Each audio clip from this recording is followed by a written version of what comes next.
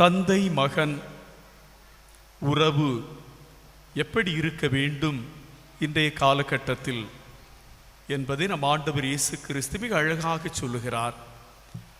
தந்தை என்னுள்ளும் நான் அவருள்ளும், தந்தை என்னுள்ளும் நான் அவருள்ளும்.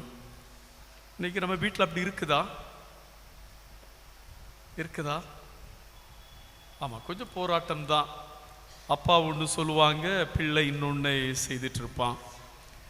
தந்தைக்கு மகனுக்கும் இடையே இருக்கக்கூடிய இடைவெளி அதிகரித்து வருவதுதான் இன்று பேர் ஆபத்தாக இருக்கிறது. ஆனால் ஆண்டவர் இயேசு என்ன சொல்லுகிறார்?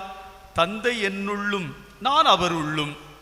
இந்த தந்தை மகன் உறவு அப்படிங்கிறது கடவுளுக்கும் இயேசுவிற்குமான உறவாக இருக்க வேண்டும் என்பதைத்தான் ஆண்டவர் இயேசு இன்று நமக்கு அழைப்பாக கொடுக்கிறார்.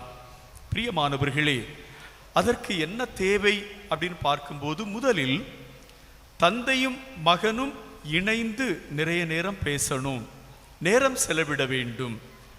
ஆண்டவர் இயேசு என்ன செய்தார்? ஆண்டவர் இயேசு நேரம் கிடைக்கும் போதெல்லாம் தனியாக சென்று தந்தையோடு இணைந்து பேசிக்கொண்டிருந்தார், ஜெபித்து கொண்டிருந்தார். ஆனால் இன்னைக்கு இருக்கக்கூடிய நாகரிக காலகட்டத்தில் காலையில் பிள்ளை எழும்பும், அப்பாவை காணாது, அது ஸ்கூலுக்கு போயிடும்.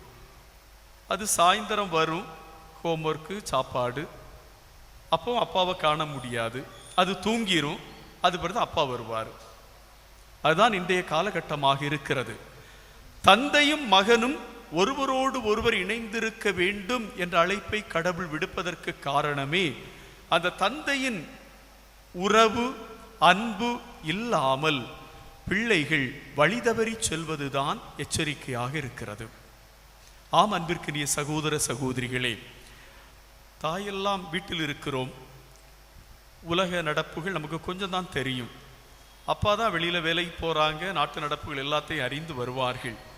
அவர்களோடு மகன் தனது நேரத்தை, அவர்களோடு மகள் தனது நேரத்தை செலவிடும் போதுதான் அப்பா இப்படி இருக்கணும் அப்படி இருக்கணும் சொல்லுவாங்க.